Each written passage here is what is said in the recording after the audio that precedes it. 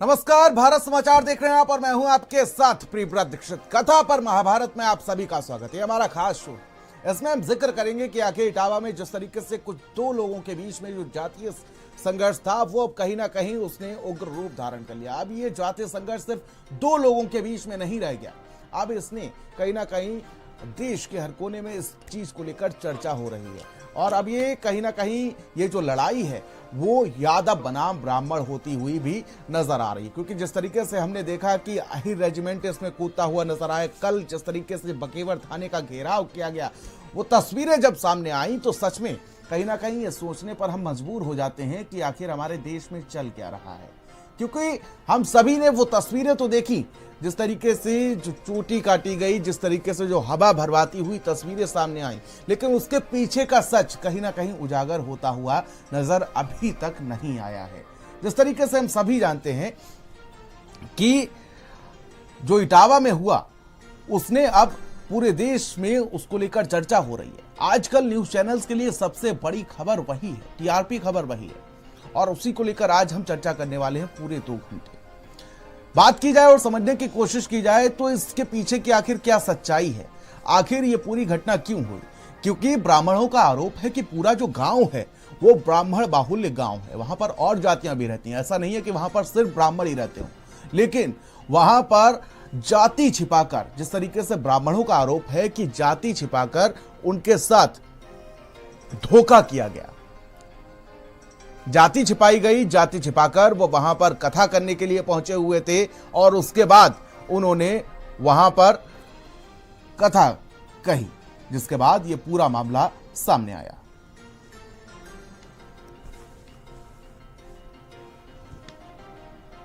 देखिए, ये 2 तस्वीरें हैं। पहली तस्वीर में देखिए किस तरीके से एक तस्वीर में पीड़ित पक्ष नजर आएगा आपको, दूसरी तरफ देखा जाए तो संघर्ष होता हुआ नजर आएगा। पीड़ित पक्ष का इस पूरे मामले को लेकर क्या कुछ कहना है वो सुनिए आप। उन्होंने बस हाथ पकड़ के बोला हमको खिलाओ। को राम स्वरूप दास बाबा जी हैं, वो लेके आए, सारी गलतियां उनकी हैं। वो जात पूछ के ले आते, अगर जातिवादी की बात थी तो जात है।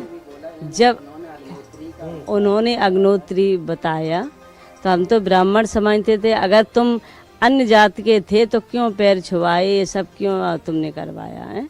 ये धोखा करके तुम हमारी व्यास गद्दी पे हमारी पूजा पाठ से तुम खिलवाड़ कर रहे हो।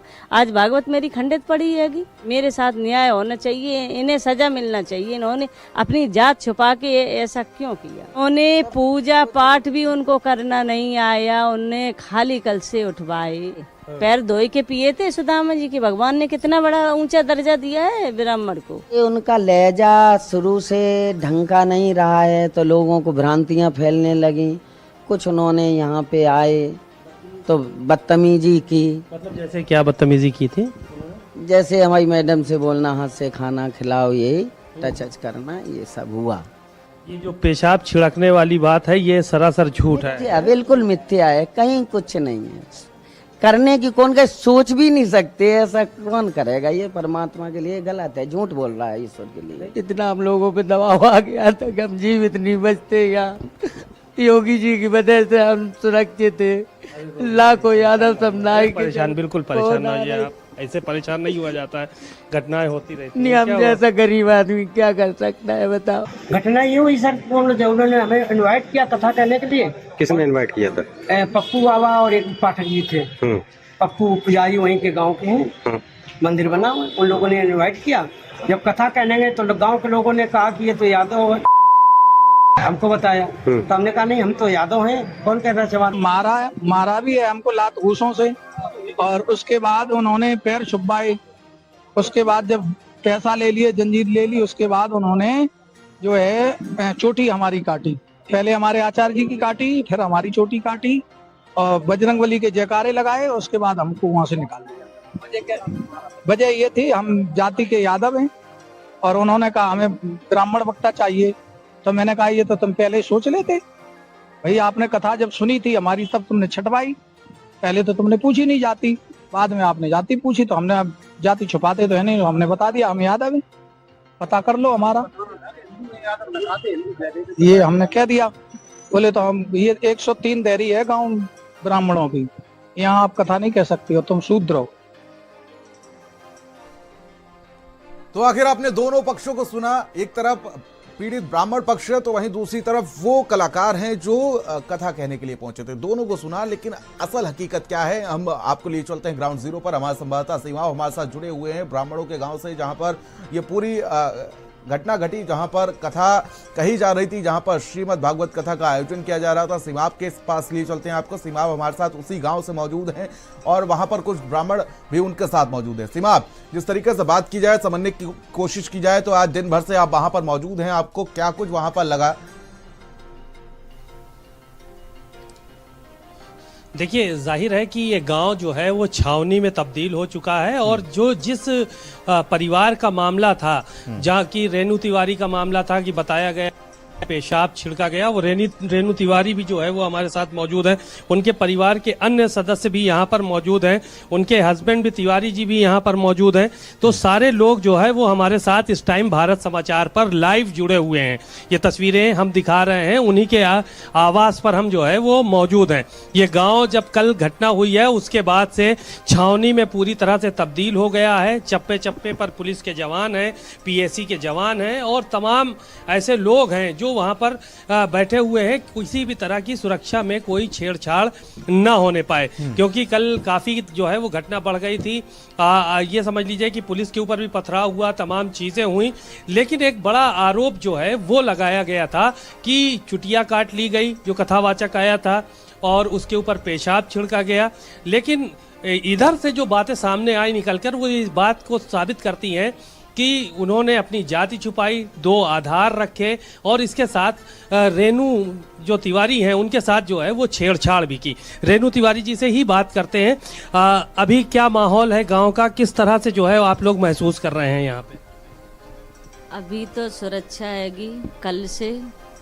कल बहुत भय का माहौल था, जहाँ यहाँ पे आके यदुवंशियन ने चढ़ाई कर दी, पुलिस की गाड़ियाँ तोड़ दी, पर योगी जी ने बहुत अच्छी व्यवस्था कर दी, बहुत सुरक्षा है। अब कोई भय नहीं है इतना। पर इनका सबका यदुवंशियन का ये चैलेंज है कि ये इसके बाद हम तुमको देखेंगे। भय तो है। तो क्या सुरक्षा की मांग भी कर रहे हैं आप लोग कि ये माहौल शांत होने के बाद भी आप लोगों की सुरक्षा की? माहौल शांत होने के बाद भी मेरी सुरक्षा की जाए। डर है, धमकी आ रही है। आप लोग तो यहाँ रहते नहीं है, आप लोग तो हरिद्वार में रहते हैं। यादव वंश तो हर जगह है ना, तो हमें सुरक्षा चाहिए। अच्छा, ये आपका नाम सोशल मीडिया पे बड़ा जो है वो वायरल हुआ, तमाम बातें हुई कि जो है वो पेशाब छिड़का गया। जब यहाँ पे वो आए थे तो क्या घटना घटित हुई थी और किस तरह की चीजें जो है वो यहाँ पे हुई जो इतना माहौल बिगड़ा? इनकी ये सब झूठ है। कोई ऐसा कर सकता है कि पेशाब कोई छिड़क सकता है? ब्राह्मण क्या, किसी भी जात की महिला किचन में जाती है तभी 10 बार पैर धो के जाती है। इतनी गंदी हरकत कौन करेगा?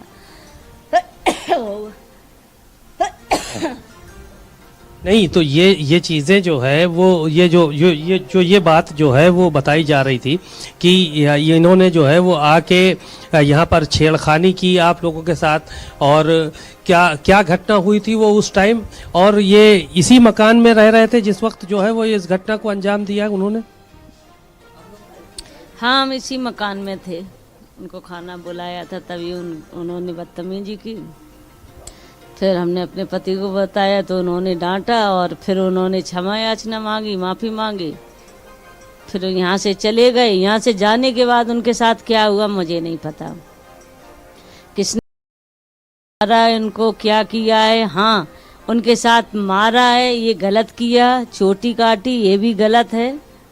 अगर वो हमारे घर पे यहाँ पे होते तो उनके कोई उंगली नहीं उठा पाता, ये भी बात है। सीमा, आप बने रहिए हमारे साथ, मैं लौटूंगा आपके पास। सीमा, आप बातचीत जारी रखिए, मैं लौटूंगा आपके पास। लेकिन हमारे साथ विवेक दुबे हमारे संवाददाता इटावा से हमारे साथ बने हुए हैं और वो दूसरे गांव से इस वक्त मौजूद हैं, जो यादवों का गांव है, वहां पर इस वक्त विवेक दुबे हमारे साथ मौजूद हैं। विवेक, बातचीत करिए इन लोगों से, क्योंकि देखिए इसमें दोनों अपने आप को पीड़ित बता रहे हैं। कोई कह रहे हैं हमारे साथ दुर्व्यवहार हुआ है, तो कोई कह रहा है हमारे साथ धोखा हुआ है। असलियत अभी किसी के सामने नहीं है।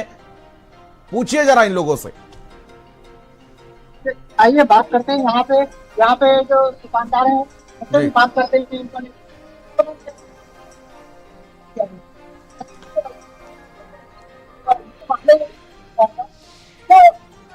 इतना टूल पकड़ता जा रहा है, क्या लगता है आपको, किस नजर से देखते हैं आप? ये देख नहीं रहा है जो है तो यादवों के साथ गलत हुआ है, उसके चक्कर में अब जो है माफी मांगनी चाहिए ब्राह्मण लोगों को, उन्होंने जो गलत किया उन लोगों से, चारों लोगों। तो जैसे उन लोगों की तरफ से कहना है कि उन्होंने गलत यानी आधार कार्ड बनाया था, ब्राह्मण के नाम से किया था, जिसको लेकर के ये सब हुआ। अभी तो जैसे जैसे आगे बढ़ता रहेगा उसमें ज्यादा मैटर चलता ही रहेगा। ये गलत है अब यादव लोगों के लिए अभी उतर रहा है तो इनको माफी तो मांगनी चाहिए। तो यहाँ पे अभी हमारे साथ और भी लोग यहाँ पे मौजूद है, आइए उनसे बात करते हैं, उनका क्या कहना है। भाई आपका क्या नाम है? यहाँ पे आपका नाम क्या है? चलिए, विवेक दुबे हमारे संवाददाता इटावा को आप देख रहे हैं, लेकिन जिस तरीके से बात की जाए तो दोनों पीड़ित पक्ष कहीं ना कहीं नजर आ रहे हैं। सुनील सिंह साजन जी हमारे साथ जुड़ चुके हैं, समाजवादी पार्टी के प्रवक्ता हैं। सर, बहुत बहुत स्वागत है आपका भारत समाचार पर। सर, सवाल मेरा यही है कि अखिलेश यादव को एक ही पीड़ित पक्ष दिखा, कैसे देखती है समाजवादी पार्टी इसको? क्योंकि जिस तरीके से बात की जाए तो पीड़ित तो दोनों ही कहीं ना कहीं नजर आ रहे हैं। एक कह रहा है कि हमारे साथ दुर्व्यवहार हुआ, तो दूसरा कह रहा है कि हमारे साथ धोखा हुआ। अच्छा, मैं आपका धन्यवाद देता हूं। और माननीय अखिलेश यादव जी क्या कह रहे हैं वो पूरा देश जान रहा है जी। हम अगर आपसे सवाल करें कि बताइए कि सच में आपको इस घटना जानकारी के बाद या देखने के बाद, सर मुड़वाने के बाद, चोटी काटने के बाद आप में क्या रिएक्शन था? फिर तो बचाव में आदमी अपना ड्रामा कर ही रहा है ना। वो तो ड्रामा करेगा जब सरकार उसके साथ खड़ी है। सरकार जाति हिंसा की तरफ उत्तर प्रदेश को ले जा रही है क्योंकि सरकार के पास अपनी कोई उपलब्धि गिनाने को नहीं है। सरकार भ्रष्टाचार में लिप्त है, फंस गई है। सरकार की कोई अपनी उपलब्धि नहीं है। सरकार पिछड़ों का आरक्षण छीनने में लगी है, दलितों का आरक्षण छीनने में लगी है। हमारा एक सवाल है आपके कार्यक्रम के माध्यम से, हम सच और गलत के साथ हैं। ये घटना अगर ब्राह्मण समाज के साथ भी हुई होती, उसकी कोई चोटी काट लेता, उसका सर मुड़वा देता, तो हम उसके पक्ष में बोल रहे होते। आप कुछ भी हो जाइए, आप किसी की चोटी नहीं काट सकते। ये अधिकार किसने दे दिया आपको? और आप ब्राह्मण हैं, श्रेष्ठ हैं, ये प्रमाण पत्र कहां से ले आए आप? ये अगर गोबर किसी के दिमाग में भरा है कि भाई ये ब्राह्मण है तो श्रेष्ठ है, ये यादव है तो कमजोर है, ये दलित है तो अछूत है, तो उस गोबर लोगों को निकाल देना चाहिए अपने दिमाग से। इस देश में संविधान लागू है, मनुस्मृति नहीं है। संविधान में जो लायक होगा, जो काबिल होगा, वो काम करेगा। अगर किसी को किसी में टैलेंट है कि वो भगवत गीता कहता है, सुना रहा है, तो कौन समाज होता है ये कहने वाला कि नहीं ये केवल एक लेकिन समाज सर कर सकता है, अपनी बाकी जाति सब छिपाकर धोखा देना तो गलत बात है ना। आप सीधे कह दीजिए, आप अरे सीधे कौन कह धोखा दीजिए दे कि हम रहा है? यादव हैं, कौन मैं धोखा दलित दे रहा हूँ, है? मैं यादव हूँ, मैं पिछड़ा अरे हूँ, मैं भाई, पाल हूँ, मैं कौन गड़रिया धोखा दे रहा हूँ। है? आप सीधे कह दीजिए कि मैं ये हूँ। भाई, लेकिन मैं उसके ये बाद कह जिस तरीके से 2 आधार कार्ड बरामद किए गए, जिस तरीके से उन्होंने कहा कि हमसे ब्राह्मण कह के ये हमारे यहाँ व्यास कथा कहने के लिए आए, तो कहीं ना कहीं सवाल तो बनते हैं ना सर। अच्छा ये बताइए, हाँ। कथावाचकों की कोई जाति पूछता है क्या? ये जाति पूछने वाले लोग पता नहीं किस दुनिया में रह रहे हैं। उनको निकल आना चाहिए भाई। अगर आप इतनी ही नफरत करते हैं यादवों से, तो भगवत गीता क्यों नहीं सर, वो तो आस्था की बात है ना। नहीं क्यों सुन रहे? क्या काहे की आस्था? अगर आपको यादवों से नफरत है, दलितों से नफरत है, तो वाल्मीकि की रामायण क्यों आप पढ़ते हैं? क्यों आपकी आस्था है? क्यों भगवत गीता पे आस्था है? ये कौन सी बात हुई? ये किस किताब में लिखा कि ब्राह्मण श्रेष्ठ है? ये किसने लिख दिया? सर इसमें नफरत की तो कोई बात सामने ही नहीं आ रही ना। नहीं नफरत की बात, नफरत की कोई बात नहीं है सर। मेरा अपना मानना है कि उस परिवार में जिन लोगों ने चोटी काटी है, उसको सार्वजनिक रूप पर माफी मांग लेनी ठीक है चाहिए। सर, ठीक है, मैं और लौटूंगा आपके पास, कानूनी ठीक है। तौर पर सरकार को कार्रवाई करनी चाहिए। अब मेरा एक सवाल है सरकार से, सरकार का बुलडोजर कहां गया? हाफ इनकाउंटर कहां गया? फुल इनकाउंटर कहां गया? कहां गया? क्योंकि योगी जी बैठ करके उत्तर प्रदेश में जाति संघर्ष की तरफ ले जा रहे हैं। ये गलत है। ये देश संविधान से चलेगा, किसी मनु वाली किताब से नहीं चलेगा। बिल्कुल बिल्कुल, कार्रवाई उन लोगों पर भी होनी चाहिए सर, जिन्होंने कल पुलिस जब पहुंची हुई थी वहां पर तो पुलिस पर पथराव किया, पुलिस पर फायरिंग करने की कोशिश की गई, उनके खिलाफ भी कार्रवाई होनी चाहिए।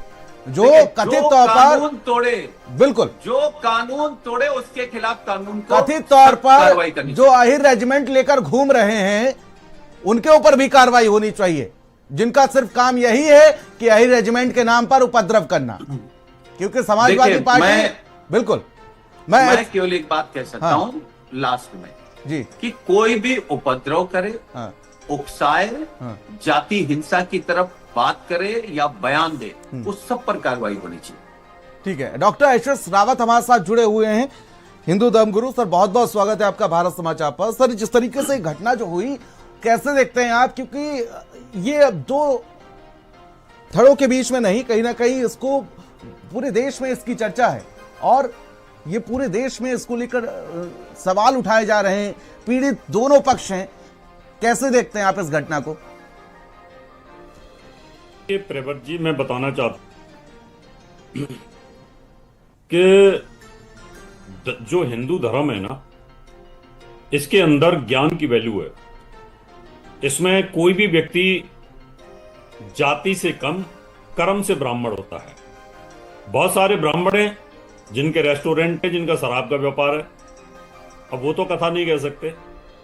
बहुत सारे चमड़े का काम करते हैं, जूते का काम करते हैं, अंडे का काम करते हैं, व्यापारी हैं बहुत बड़े बड़े।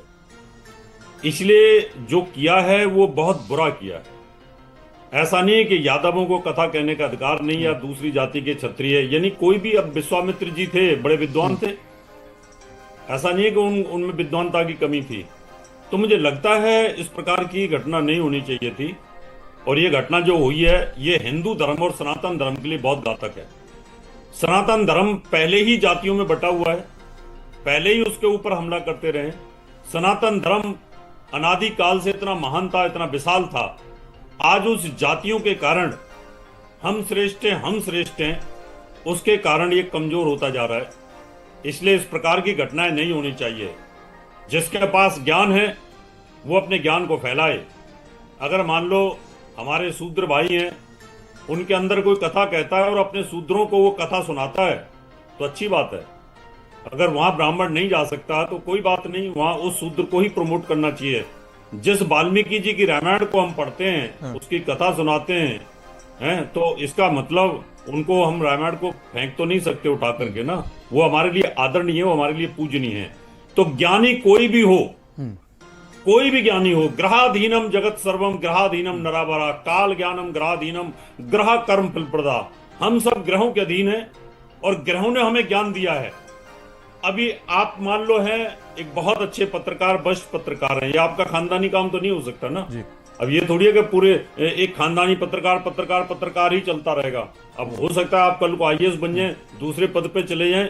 तो मेरा मानना यह है कि जो हादसा हुआ, वहां पर चोटी काटी गई, उसके सम्मान को ठेस लगी, वो गलत है, नहीं होनी चाहिए थी। अगर आपको नहीं समझ में आता है तो मत करिए। वो अपने कम से कम समाज को तो आगे बढ़ाएगा ना। अगर कोई वैश्य कथावाचक बन जाता है और वो वैश्यों को ही अगर आगे बढ़ाता है तो सनातन धर्म का झंडा ऊंचा होगा। इसमें यहाँ इस प्रकार की जातिवादी की व्यवस्था नहीं होनी चाहिए। और अगर कोई भी इस प्रकार की बातें बोलता है, कोई शंकराचार्य बोलता है ये ब्राह्मण को अधिकार है, आज अगर ब्राह्मण को अधिकार है तो ब्राह्मण को भी उसी प्रकार का होना चाहिए जैसे ब्राह्मण के अंदर गुण होते हैं। अब मान लो कोई कथावाचक शराब पीता है और वो ब्राह्मण है तो उसकी कथा का क्या अर्थ रह जाएगा। अगर कोई मांस खाता है, बहुत सारे लोग ब्राह्मण मांस खाते हैं, वेस्ट बंगाल के अंदर मांस खाते हैं, उसकी कथा सुनने का तो महापाप हो जाएगा। बहुत सारे लोग हिमाचल के अंदर ब्राह्मण वहाँ मांस खाते हैं, बलि देते हैं, उनकी अगर हम कथा सुनते हैं तो वो तो महापाप हो जाएगा। ठीक है, इसलिए रावत साहब मैं लौटूंगा आपके पास, लेकिन देखिए जिस तरीके से बात की जाए और समझने की कोशिश की जाए, मैं बिल्कुल आपकी बात से सहमत हूं कि सिर्फ ब्राह्मणों को ही अधिकार नहीं है व्यास गद्दी पर बैठने का। यहाँ तक यह भी कहा जाता है कि जो व्यास जी थे, जिनके नाम से व्यास गद्दी का शब्द आया, वो खुद उन्होंने जन्म लिया था एक निषाद की कन्या से। तो ये कोई नहीं कह रहा है कि सिर्फ व्यास गद्दी पर ब्राह्मण ही बैठ सकता है, लेकिन जो ब्राह्मण पीड़ित परिवार है उसका यह आरोप है कि हमसे जाति छुपा करके, हमको गुमराह कर करके वो हमारे यहां कथा कहने के लिए आए थे। सीधे लिए चलते हैं आपको सिमाव, हमारे संवाददाता उसी गांव से मौजूद हैं, इटावा के उसी गांव से, और उसी परिवार के साथ हमारे साथ जुड़े हुए हैं। सिमाव, एक बार जरा पूछिए उनसे कि उस दिन क्या हुआ था। जी बिल्कुल, बात हम कर ही रहे थे। हमारे साथ तिवारी जी हैं, इन्हीं के घर में जो है वो कथा का आयोजन था। यही जो लोग मुख्य लोग थे कि वहाँ पर जो है वो जाने वाले थे और इन्हीं के द्वारा कथा जो है वो वहाँ पे एक तरह से कराई जा रही थी। सर, क्या हुई थी घटना पूरी जो इतना बड़ा हंगामा मच गया पूरा देश? और ये रेणु जी हैं जिनके ऊपर आरोप लगाया गया है कि इनका जो है वो पेशाब उसके ऊपर छिड़क के उसको पवित्र किया गया। तो क्या हुआ था तिवारी जी, पूरी क्या घटना उस दिन देखने को मिली?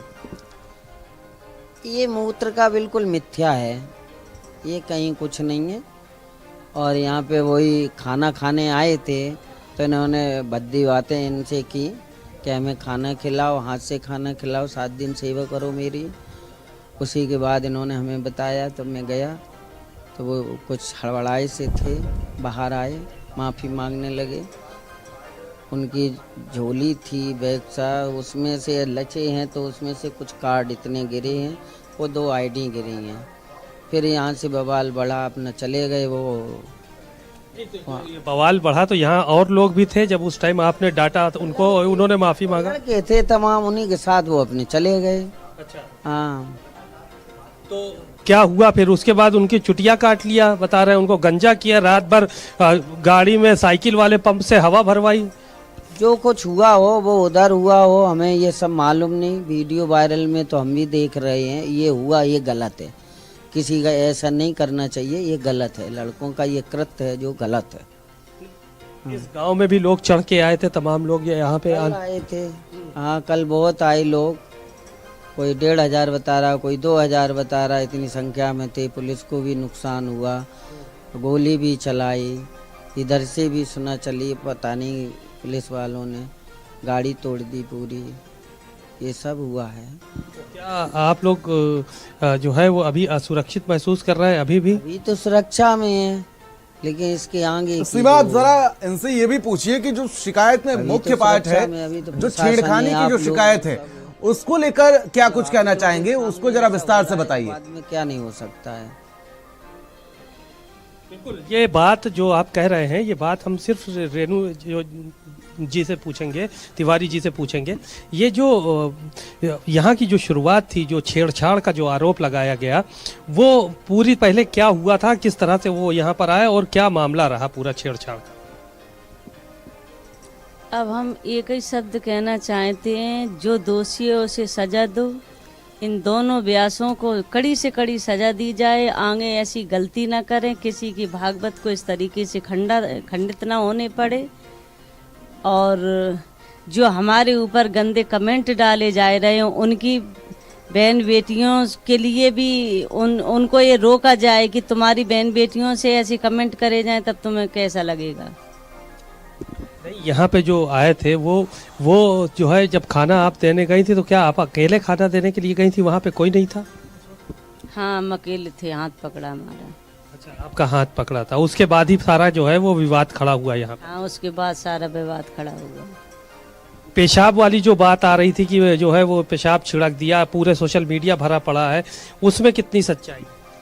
वो बिल्कुल झूठ है, निराधार, एक शब्द उसमें सत्य नहीं है। तभी तो हम कह रहे हैं कि इन यदवंशियों के लिए ऐसा मैसेज डाला जाए कि इनकी बहन बेटियों के लिए ऐसा बोला जाए, तो इनको कैसा लगेगा? ये कोई शब्द अच्छा कह रहे हैं। ठीक है सीमा, आप बने रहिए हमारे साथ, मैं लौटूंगा आपके पास। लेकिन हमारे साथ शैलेंद्र अटल जी हमारे साथ, संघ विचारक हमारे साथ मौजूद हैं। सर, बहुत बहुत स्वागत है आपका भारत समाचार पर। मेरा सवाल पहला आपसे यही है कि जिस तरीके से बात की जाए तो कहीं ना कहीं 2 धड़ों में अब इस संघर्ष को बांट दिया गया, यादव बनाम ब्राह्मण। आप कैसे देखते हैं इसको? बड़ी दुर्भाग्यपूर्ण घटना है। हाँ। और तथ्यों के आधार पर इसका बड़ा ही सावधानी से विवेचन करने की आवश्यकता है। संवेदनशील मुद्दा है, सीधे सीधे जातियों से जुड़ा सवाल है।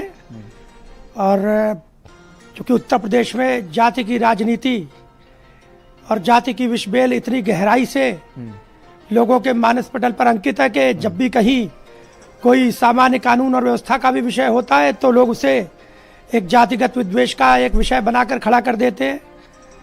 अब जिस प्रकार की घटना हुई है, मैं समझता हूँ कि यह दुर्भाग्यपूर्ण घटना है। और जिस प्रकार से जो अभी मैं परिवार का बयान देख रहा था, मीडिया में चर्चा हो रही है कि उनके ऊपर किसी महिला के मूत्र का छिड़काव किया गया, ऐसी कोई घटना नहीं है। हाँ, ये जरूर है कि उनका ये कहना है कि उनके परिवार की महिला के साथ में कोई उन्होंने दुर्व्यवहार करने का प्रयास किया, कोई उन्होंने आपत्तिजनक अगर कोई व्यवहार करने का प्रयास किया तो वो विषय संज्ञान में लाया जा सकता था। लेकिन गांव के अति उत्साही लोग उसको ले जा करके और उसके साथ में ऐसा व्यवहार करें, ये तो सभ्य समाज में इसका कोई स्थान नहीं है। और कथा कौन कहेगा? गीता का उपदेश किसने दिया था? गीता का उपदेश तो कुरुक्षेत्र भगवान कृष्ण ने दिया था।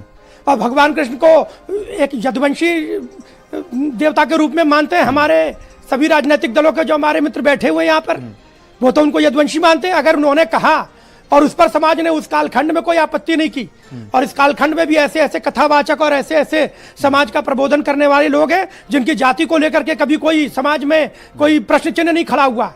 और जो भी व्यासपीठ पर बैठ करके जिसने भी जैसा भी उद्बोधन प्रबोधन और समाज को उपदेश देने का काम किया, लोगों ने उसको बड़ी श्रद्धा के साथ में उसको सम्मान पूर्वक धारण करने का और ग्रहण करने का काम किया है। तो समाज में कभी भी हमारे यहाँ जाति के आधार पर कथा कौन कहेगा और ये कथा कह रहे हैं, इनको कहने का अधिकार नहीं है, इसका तो कभी भी बात नहीं था। पूरा मामला तो वहां से उलझा जब इनके ऊपर ये आरोप लगा कि इन्होंने छेड़खानी की। अब छेड़खानी की ये तो जांच का विषय है, लेकिन अब अगर इतना संवेदनशील मुद्दा है और इटावा जैसा एक ऐसा जिला जहां पर कि जो पीड़ित पक्ष बताया जा रहा है उनका भी वहां पर बहुमत है, वहां पर समाजवादी पार्टी का मैं समझता हूं कि वो परंपरागत इटावा को गढ़ माना जाता है। अब अगर वहां ऐसी घटना हो रही है तो मैं समझता हूं कि इसकी तथ्यों की पूरी ईमानदारी से जांच होना चाहिए। लेकिन जिन लोगों ने कानून हाथ में लेकर के दुर्व्यवहार करने का प्रयास किया और एक व्यक्ति की डिग्निटी के साथ में उन्होंने इस प्रकार का व्यवहार किया, वो भी सभ्य समाज का संकेत नहीं है। इसकी भी प्रशंसा नहीं की जा सकती है। आपको किसी प्रकार की आपत्ति है, आपको उनके व्यवहार से आपत्ति थी, आप जाते हैं, आप उसके अगर उनके पास दोहरे आई कार्ड थे, अगर वो गलत आधार कार्ड के आधार पर समाज में अपने गलत चिन्ह के आधार पर, पहचान के आधार पर समाज में कथा व्यास बनने का प्रयास कर रहे थे, आप उसके लिए समाज में जाते, कानून का दरवाजा खुलाए, थाने में जाकर के उनके व्यवहार को लेकर आप शिकायत दर्ज करा सकते। सर, ये बात छिपाई गई, ये कहा जा रहा है। अब ये बात छिपाई गई, अगर ये बात छिपाई भी गई और बाद में अगर प्रकाश में भी आई तो ये अगर एक आधार बनता है, अगर समाज इससे आंदोलित था, उत्तेजित था, आहत था, तो इसके लिए ये कोई अधिकार नहीं है कि आप किसी के शिखा काट देंगे, आप किसी के साथ में। हालांकि जिस प्रकार की घटना, बीजेपी से हमारे साथ संजय सिंह जुड़े हुए, उनके पास में जाऊंगा, लेकिन एक सवाल ये मैं कहना चाहता हूँ, संवेदनशील मुद्दा है, इस पर सिर्फ मेरा सवाल ये भी है सर, अफवाहों के आधार पर इस पर आहिर रेजिमेंट वहां पर पहुंचा था, पुलिस पर पथराव किया गया, उसको लेकर क्या कहना चाहेंगे? क्या ये एक सभ्य समाज है क्या?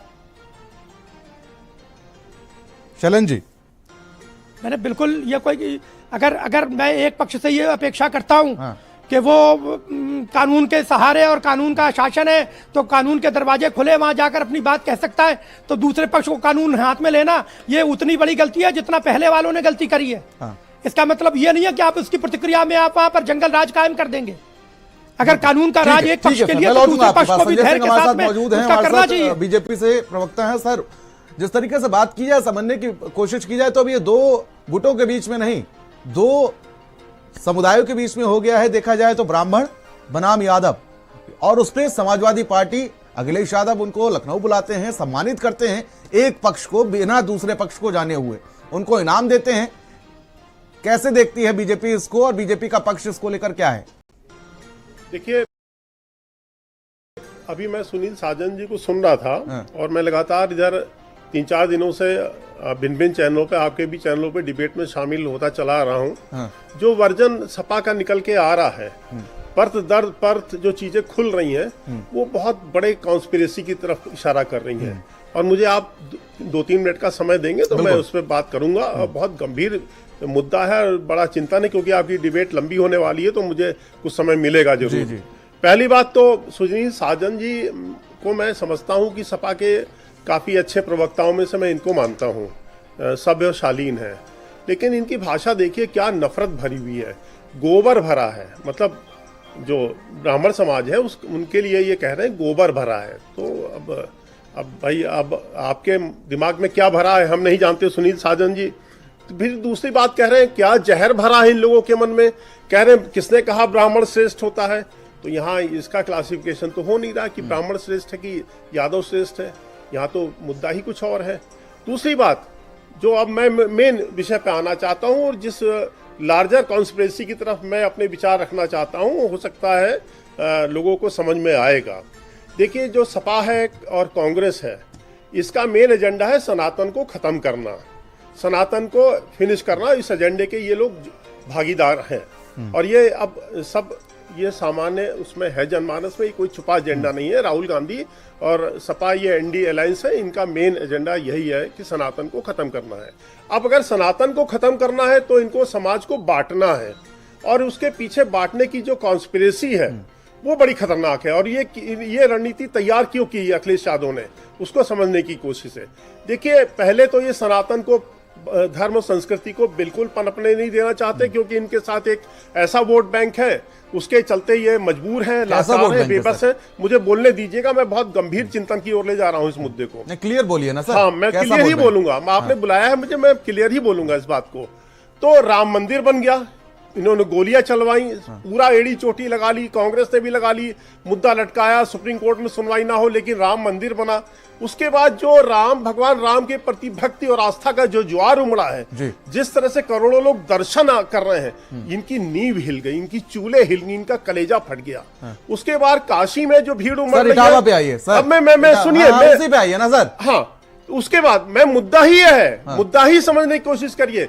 उसके बाद जो काशी में जिस तरह से भीड़ उमड़ रही है, और जो सबसे बड़ा इनका कलेजा फटा है वो कुंभ में जो 60-65 करोड़ लोग आए हैं, जाति विहीन समाज दिखाई पड़ा, हिंदू। अरे सर कुंभ में तो 50 करोड़ लोग उनकी सरकार में भी आए थे जब आयोजन किया गया था। आप मुद्दे पे आइए ना सर। किसने काउंट किया है? लेकिन कुंभ में जो सामाजिक समरसता हिंदू समाज की दिखी है, इनको बेचैनी बढ़ गई है। उसके बाद से ये जो पीडीए का नाटक इन्होंने बनाया है, पीडीए और कुछ नहीं है, हिंदू समाज, हिंदू को जाति बांटने का बहुत खतरनाक एजेंडा है, उसी को है। अब एक छोटे से मुद्दे को अखिलेश यादव जिस तरह से नाटक बना रहे हैं बुला के, और जिस तरह से मुझे बड़ा अफसोस हो रहा है, वो बेचारी हमारी ब्राह्मण समाज की महिला है, जिस तरह से, अब मैं वो शब्द नहीं इस्तेमाल करना है, मूत और इनके जो चेले चपाटे हैं जो सोशल मीडिया पे इतनी अभद्र भाषा इस्तेमाल कर रहे हैं एक महिला के लिए, उसके लिए तो साजन जी बोल दीजिए, अखिलेश यादव जी बोल दीजिए। और आपके जो कल 2000 गुंडे गए थे, वो क्या करने गए थे? कौन से संविधान की रक्षा कर रहे हैं? देखिए साजन जी, आप लोग माफियावादी हैं, गुंडेवादी हैं, संविधान से कोई लेना देना नहीं है। नाटक बंद करिए आप लोग,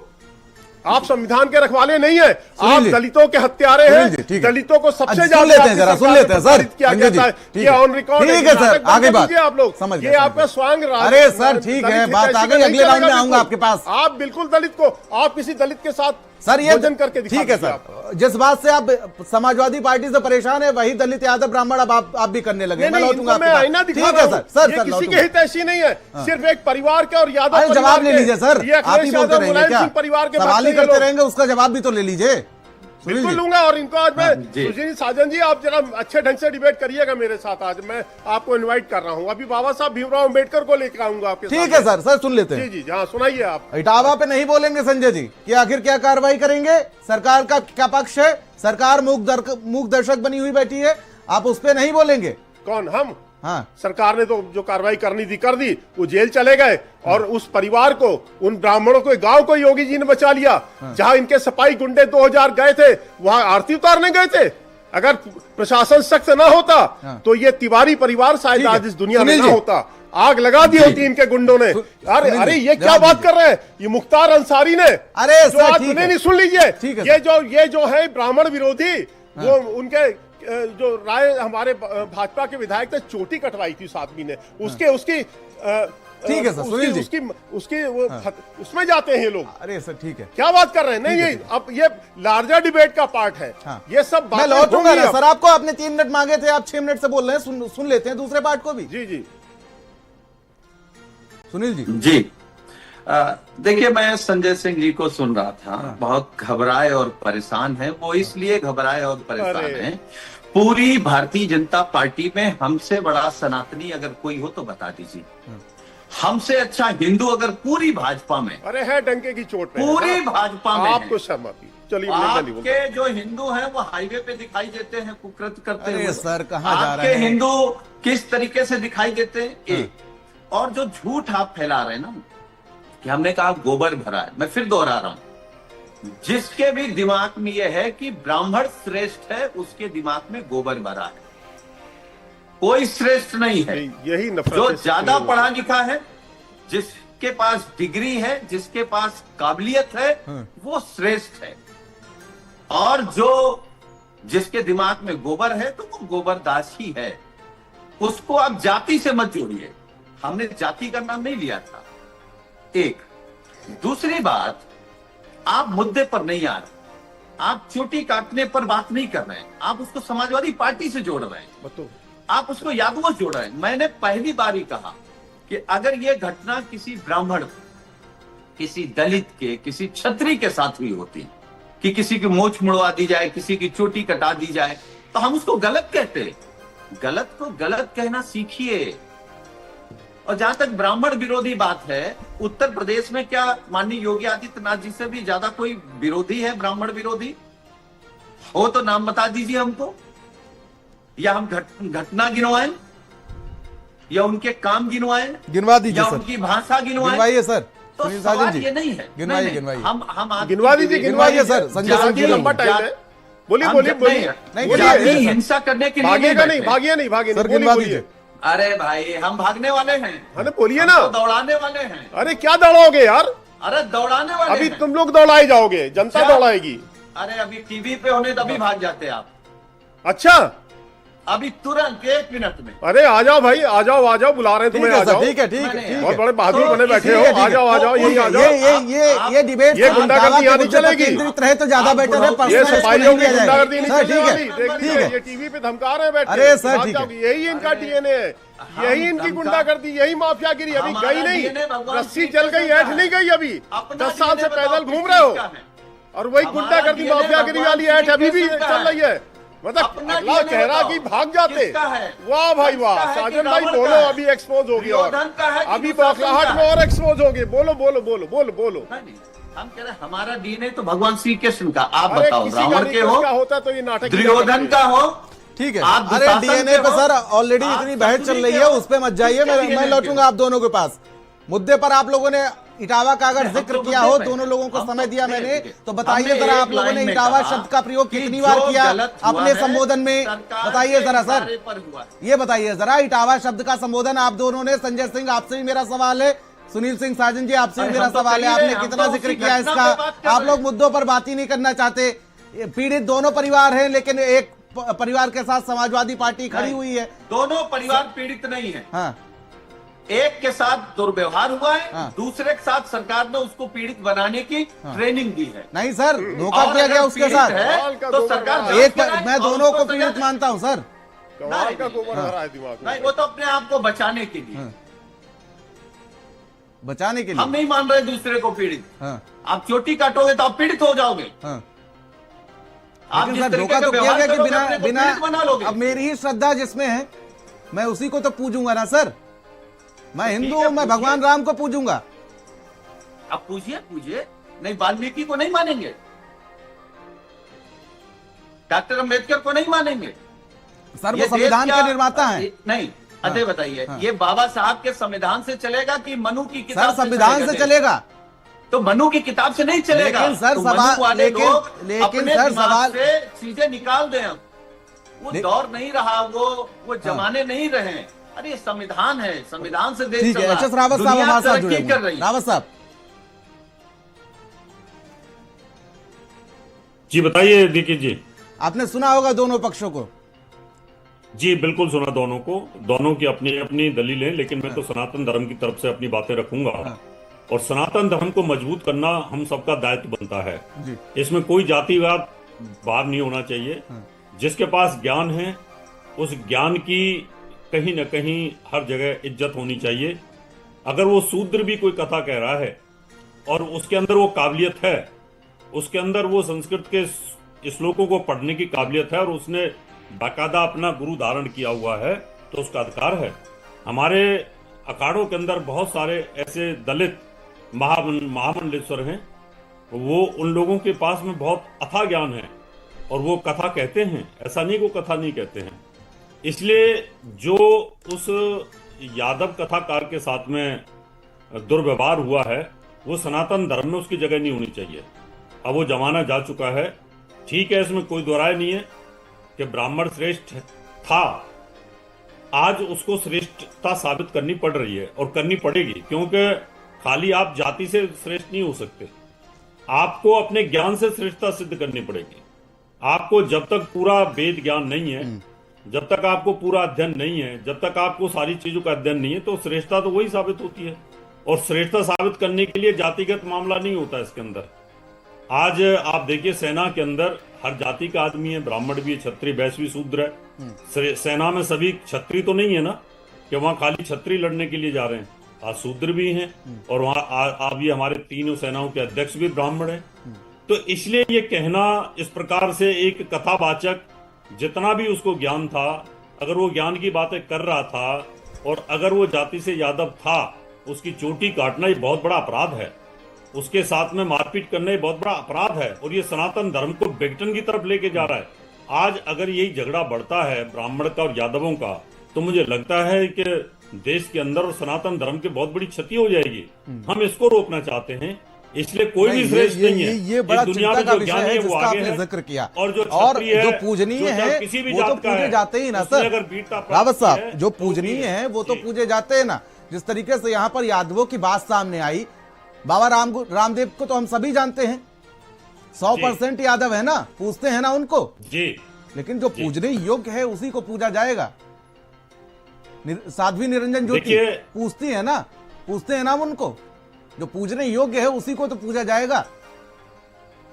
मैंने दीक्षित जी यही कहा है कि ज्ञान अपने आप, उमा भारती जी ज्ञानी है तो पूजे जाएंगे ना। अगर वो यादव अगर कथा कह रहे थे तो उनके पास कोई काबिलियत होगी तभी उन्होंने कथा की है ना। एक चलते फिरते किसी हल जोतने वाले व्यक्ति को कथा कहने का अधिकार थोड़ी हो जाएगा। उनके पास कुछ ज्ञान रहा होगा तभी जाकर के उन्होंने कथा बोली है। चलिए मैं लौटूंगा आपके पास। हमारे साथ हमारे ग्राउंड जीरो से संवाददाता विवेक दुबे हमारे साथ मौजूद है। आदेश लगाया क्रीट भाई बहुत बड़े कथाकार हैं, वो ब्राह्मण नहीं है, विवाद हुआ उनके ऊपर, तो ये विवाद मुझे लगता है सनातन धर्म को दीक्षित जी बहुत बड़ा नुकसान पहुंचा रहे हैं। मैं सहमत हूं आपकी इस बात से। कोई द्वारा नहीं है कि ब्राह्मण में किसी प्रकार की कमी है, लेकिन ब्राह्मण को भी अपने आप को खड़ा उतरना पड़ेगा ज्ञान के ऊपर। इस प्रकार की बातें करके जबरदस्ती आप नहीं पुजवा सकते। मैं सहमत हूं आपकी बात से। विवेक दुबे हमारे संवाददाता हमारे साथ मौजूद हैं। विवेक, आप इस वक्त वहां पर मौजूद है इटावा में, जहां पर यादवों के गांव में, जहां पर यादव बाहुल्य ये पूरा क्षेत्र है। जरा पूछिए इनसे, बातचीत कीजिए लोगों से कि आखिर इनका क्या कहना है इस पूरे मामले को लेकर। हमारे साथ यहाँ पे मौजूद है। ये बताइए कि यहाँ पे जिस तरीके से कल ये पथरा हुआ है और ये सब मामला चल रहा है कथावाचक की चोटी काटने का, तो इसमें आपका क्या कहना, आपकी क्या प्रतिक्रिया है? कैसे बोलिए। चलिए, हमारे साथ और दूसरे व्यक्ति मौजूद है। आपका नाम क्या है? कैसे बोलिए।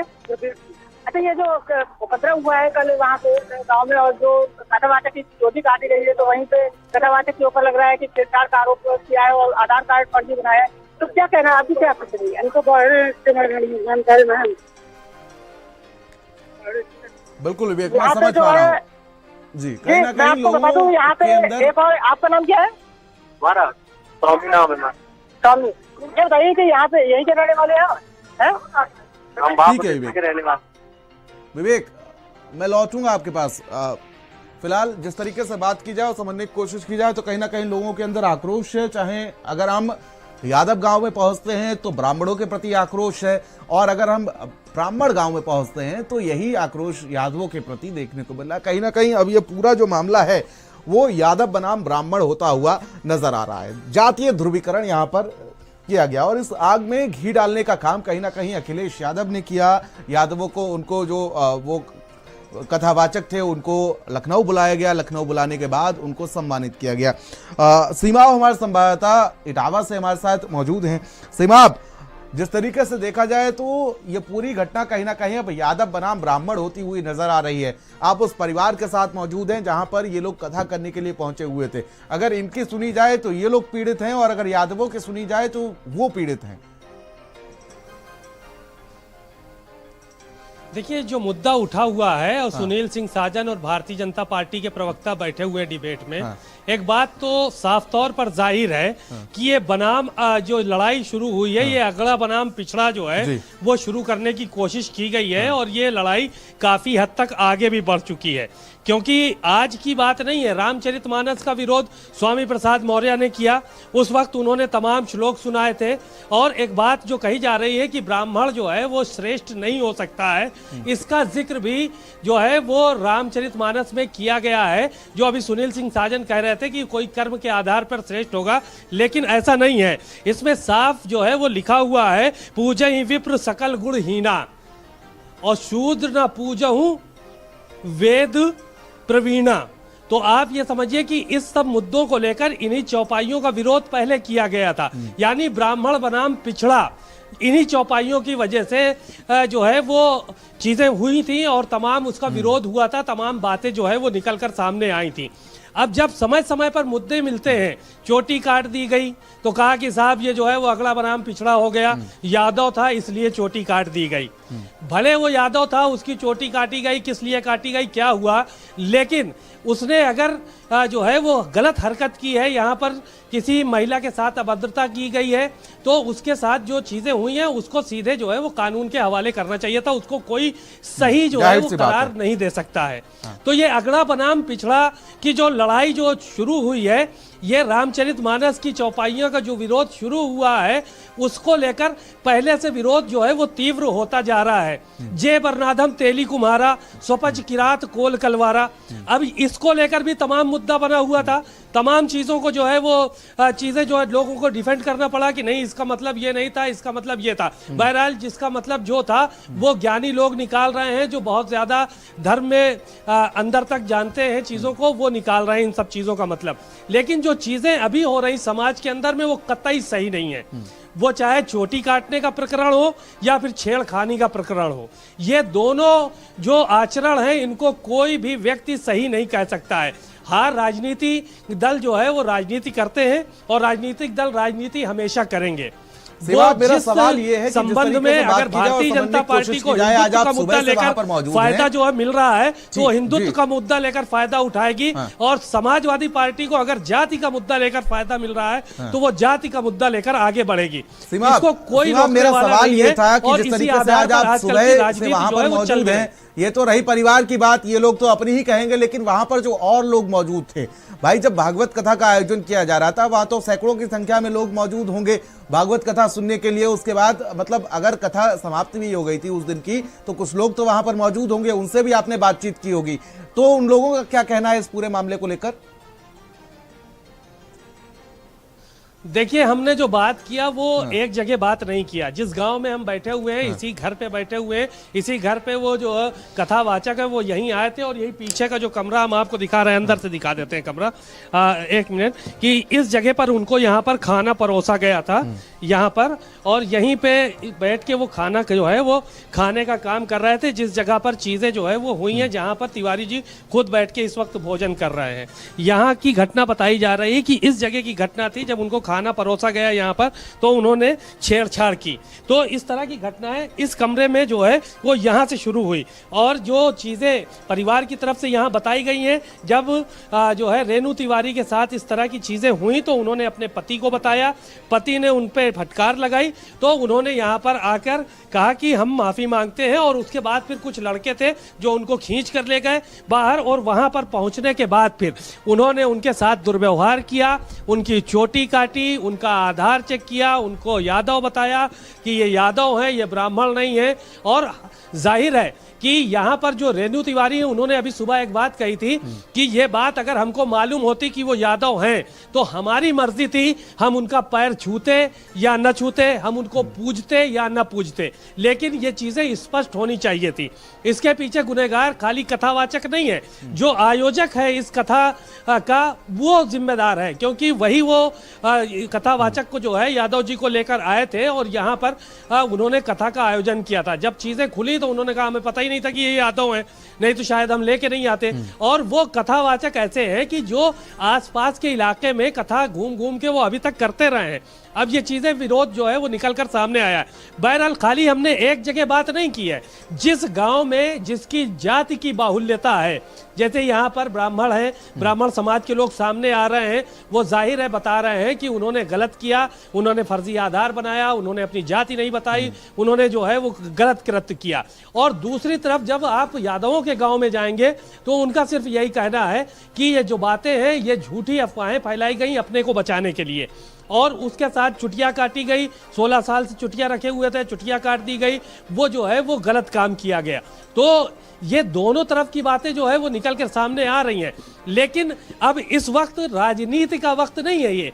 अगर कहीं पर वैमनस्यता फैल रही है, कहीं पर माहौल खराब हो रहा है, तो वहां पर नेताओं को आगे आके समाज को समझाने की काम करना चाहिए, ना कि उसमें आग में घी डालने का काम करना चाहिए। ब्राह्मण समाज के नेता हैं, तमाम लोग जो है वो दबे पांव लेकिन फोन पे सीमा बात अब कर रहे धर्म हैं, को तमाम तो चीजें हैं। इस सिर्फ परिवार सत्ता की के लिए मदद प्रयोग करेंगे, किया जा यादव रहा नेता है। उस परिवार की मदद करेंगे। हाँ, बिल्कुल। ये धर्म जो है वो अब सत्ता के लिए देखिए बिल्कुल एक हथियार बनता हुआ नजर आ रहा है, चाहे हम बीजेपी की बात करें, चाहे जिसको जिस समाजवादी पार्टी की बात करें। राजनीतिक दल को एक बात समझ लीजिए कि जिस राजनीतिक दल को जिसमें फायदा है वो काम करेगी। अगर भारतीय जनता पार्टी को हिंदुत्व का मुद्दा लेकर वो फायदा हो रहा है तो वो हिंदुत्व का एजेंडा लेकर आगे चलेगी, और समाजवादी पार्टी को अगर जाति का मुद्दा लेकर फायदा मिल रहा है तो वो जाति का मुद्दा लेकर आगे बढ़ेगी। क्योंकि सत्ता में सबको रहना है, सत्ता में सबको आना है, तो इसलिए जो मनुष्य है या जो सिर्फ एक सवाल मेरा है, उसके बाद मैं डॉक्टर ओम सुधार पे जाऊंगा। हमारे साथ जुड़ चुके हैं दलित चिंतक के रूप में। 24 का लोकसभा चुनाव आपने भी कवर किया, मैंने भी कवर किया। ये देखा गया कि कहीं ना कहीं 7% अगड़ा वोट मिला सपा को, बाकी सब बीजेपी की तरफ गया। कहीं ना कहीं ये भी उसकी भी आहट कहीं ना कहीं 27 को लेकर दिख रही है क्या? क्योंकि समाजवादी पार्टी को साफ दिख रहा है कि कितना अगड़ा उनके साथ है, तो कम से कम अपनी जात बिरादरी वालों को ही साधा जाए।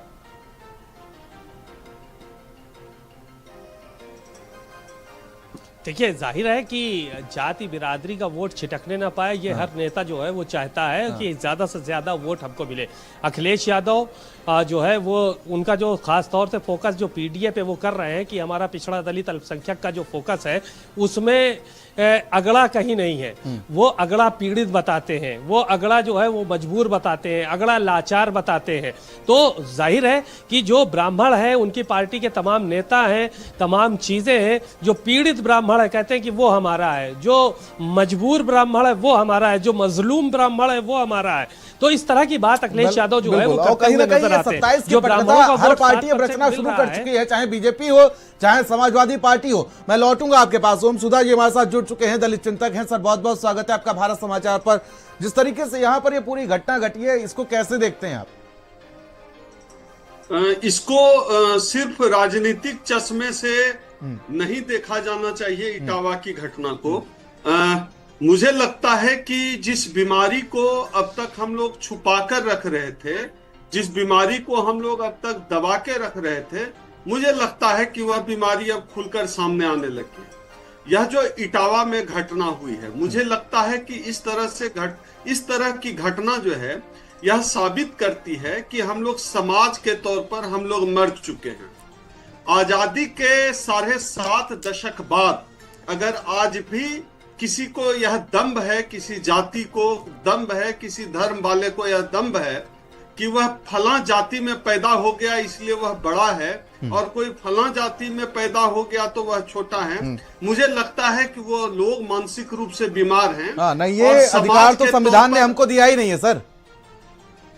और आप देखिए, आप सोशल मीडिया पर दिखेगा, कई टीवी चैनल के डिबेट पर बहुत सारे लोग इसका समर्थन कर रहे हैं, बहुत सारे लोग समर्थन कर रहे हैं। मुझे लगता है जो लोग इस तरह की घटना का समर्थन कर रहे हैं, चाहे सोशल मीडिया पर या टीवी की डिबेट पर या जहां कहीं भी, मुझे लगता है वो लोग मनुष्य होने की जो दौर है उसमें पीछे रह गए। अभी उनका पूर्ण मनुष्य होना बाकी है।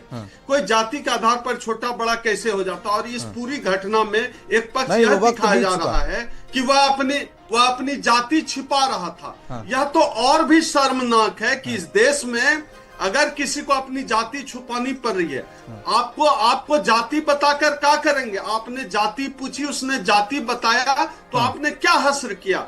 सर मूंड दिया, उसके ऊपर मूत्र छिड़कने का आरोप है, उसको बेइज्जत करने का आरोप है। अब देखिए इस देश में आप यह भी जाति छुपाया समझिए क्या स्थिति है। क्यों किसी को जाति छुपानी पड़ रही है? क्योंकि आप समाज के तौर पर इतना नफरत बढ़ा हुआ है। जाति छुपाने की बात नहीं आ रही है यहाँ पर सामने। ये कहा गया कि वो मुकुटमणि यादव नहीं, मुकुटमणि अग्निहोत्री बन के आए थे कथावाचक बन के। मैं ये कह रहा हूँ किसी जाटव को शर्मा मिश्रा क्यों बनना पड़ रहा है? किसी मुकुटधारी जो भी जाति का यादव को जो है क्यों जरूरत पड़ रही है कि जो है वो अग्निहोत्री बन के आ रहा है? क्या यह समाज के तौर पर हमारी हार नहीं है कि किसी को जाति छुपानी पड़ रही है? जो समाज जन्म होने से लेकर मरने तक अपनी जाति में पैदा होता है, जाति में शादी ब्याह करता है, जाति देकर इंटरव्यू में नौकरी दी जाती है, जाति देकर मकान किराए पर मिलता है, उस देश में जाति छुपानी नहीं पड़ेगी तो क्या होगा? हम सबके जीवन में जाति जो है ना वो जाने वाली नहीं है। मानसिकता जाति अब जो है समाज से ज्यादा हम सबों के दिमाग में चलती है। जाति यहाँ चल रही है, जनेऊ आप सभी लोग बने रहिए हमारे पास, मैं लौटूंगा आपके पास। लेकिन जिस तरीके से बात की जाए और समझने की कोशिश की जाए, जो ये इटावा है ना वो हॉट केंद्र बना हुआ है, इस वक्त हॉटस्पॉट बना हुआ है। और साथ ही साथ जिस तरीके से अभी लड़ाई कहीं ना कहीं दो गुटों के बीच में नहीं रह गई, अब ये लड़ाई जो है वो कहीं ना कहीं पूरी यादव बनाम ब्राह्मण होती हुई नजर आ रही है। और साथ ही साथ जिस तरीके से अभी हमने देखा कि किस तरीके से इटावा पर बात नहीं करना चाहते ना बीजेपी ना समाजवादी पार्टी, वहां पर सिर्फ राजनीतिक रोटियां सेकी जा रही हैं। जिस तरीके से अखिलेश यादव बुलाते हैं एक पीड़ित पक्ष को, दूसरे पीड़ित पक्ष को सुने बिना और उसको सम्मानित किया जा रहा है, उसमें कहीं ना कहीं आग में घी डालने वाला काम जरूर किया गया। चर्चा लगातार जारी रहेगी, लेकिन यहां एक रिपोर्ट आपको दिखाते हैं पहले। क्या इटावा में जो कुछ हुआ उसकी भविष्यवाणी 449 साल पहले गोस्वामी तुलसीदास जी ने रामचरितमानस में कर दी थी। जब बात ग्रंथों की हो रही हो, ब्राह्मण के गांव में यादव कथावाचक के जाने पर विवाद हो, तो शास्त्रों के पन्ने पलटना जरूरी हो जाता है, जिसकी 4 चौपाइयों में कई ऐसी बातें लिखी है जो कई लोगों को रास नहीं आएगा। रामचरितमानस के उत्तर कांड में साफ साफ लिखा है, नारी बिबस नर सकल गोसाई, नाच हिमट मरकट की नाई, शूद्र द्विजन उपदेश ही ज्ञाना, मेल जने उले ही कुदाना। अर्थात हे गोसाई, सभी मनुष्य स्त्रियों के वश में हैं, बाजीगर के बंदर की तरह उनके नचाए नाचते हैं, ब्राह्मणों को शूद्र ज्ञान उपदेश देते हैं और गले में जनेऊ डालकर कुत्सित दान लेते हैं। आज कई मंदिरों में गैर ब्राह्मण पुजारी हैं जो इस बात की पुष्टि करता है। ये गलत है या सही हम ये नहीं कहते, पर शास्त्र जो कहता है उसके प्रमाण आपको दिखाते हैं। सनातन धर्म के सबसे बड़े संरक्षक कहे जाने वाले शंकराचार्य अभिमुक्तेश्वरानंद सरस्वती भी कहते हैं, कथा कहने का हक सिर्फ ब्राह्मण को ही है। योगी कैबिनेट में मंत्री ओपी राजभर कहते हैं, ब्राह्मणों का हक यादव क्यों मार रहे हैं? जब समाज में वर्ण आश्रम की व्यवस्था आई तो ब्राह्मणों को पूजा पाठ, क्षत्रियों को शासन, वैश्यों को व्यापार और शूद्रों को सफाई का जिम्मा मिला। लेकिन बदलते दौर के साथ व्यवस्थाएं बदली और हर जाति के लोग अपने अपने हिसाब से जीने लगे, अपने अपने हिसाब से कर्म करने लगे। और कहीं यादवों के ब्राह्मण की तरह कथावाचक बनने पर विवाद हुआ तो कोई रामायण के रचयिता वाल्मीकि की जाति पर विवाद करने लगा। कोई उन्हें ब्रह्मा का मानस पुत्र ब्राह्मण मानता है तो कोई उन्हें दलित मानता है। पर गोस्वामी तुलसीदास रामचरितमानस के उत्तरकांड में लिखते हैं, बादहि शूद्र द्विजन सन, हम तुम ते कछु घाटी, जानई ब्रह्म जो विप्रबर, आँखी देखा वही डाटी। अर्थात शूद्र ब्राह्मणों से विवाद करते हैं, कहते हैं हम क्या तुमसे कुछ कम हैं? जो ब्रह्मा को जानता है वही श्रेष्ठ ब्राह्मण है। ऐसा कहकर वे उन्हें आँख दिखलाते हैं। ये बात भले ही शूद्रों के लिए कही गई हो, लेकिन कई विद्वान ये मानते हैं कि तुलसीदास का इशारा कलयुग में बदलते धर्म व्यवस्था की ओर रहा है। तुलसीदास आगे लिखते हैं, जे बरन धाम तेली कुम्हारा, स्वपच किरात कोल कलवारा, पनारी मोई गृह संपत्ति नासी, मुड़ मुड़ाई हो ही सन्यासी। अर्थात तेली, कुम्हार, चंडाल, भील, कोल, कलवार जो वर्ण में नीचे हैं, स्त्री की मौत अथवा घर की संपत्ति नष्ट होने पर सिर मुड़ाकर सन्यासी बन जाते हैं। इतना ही नहीं, उसके बाद संन्यास धारण करने वाले ये लोग क्या करते हैं उसकी भी व्याख्या अगली चौपाई में मिलती है। ते विप्रण सनयाप पूजा वही उभय लोक निज हाथ नसावही विप्र निरक्षर लोलुपकामे निराचार सठ वृषली स्वामी। अर्थात वो अपने को ब्राह्मणों से पुजवाते हैं और अपने ही हाथों दोनों लोक नष्ट करते हैं। ब्राह्मण अपढ़, लोभी, कामी, आचारहीन, मूर्ख और नीची जाति के व्यभिचारिणी स्त्रियों के स्वामी होते हैं। इटावा में भी विवाद पैर छूने को लेकर ही हुआ है, लेकिन यहाँ यादव बनाम ब्राह्मण का मामला है, जिसे लेकर कथावाचक देवकी नंदन ठाकुर कहते हैं कथा कोई भी कर सकता है। हमने तो रसखान को भी स्वीकार किया। रसखान एक मुस्लिम कृष्ण भक्त थे। वाकई सनातन धर्म ऐसा ही है, जहाँ पापी से पापी व्यक्ति को भगवान भी स्वीकार करते हैं अगर वो पश्चाताप कर ले। तो शास्त्र क्या कहते हैं, लोग क्या सोचते हैं, नेता कैसी सियासत करते हैं, इस रिपोर्ट से आप समझिए। जो बातें काफी पहले लिखी जा चुकी हैं, उनकी जानकारी आपको होनी चाहिए ताकि आप समझ सकें कि सच्चाई क्या है।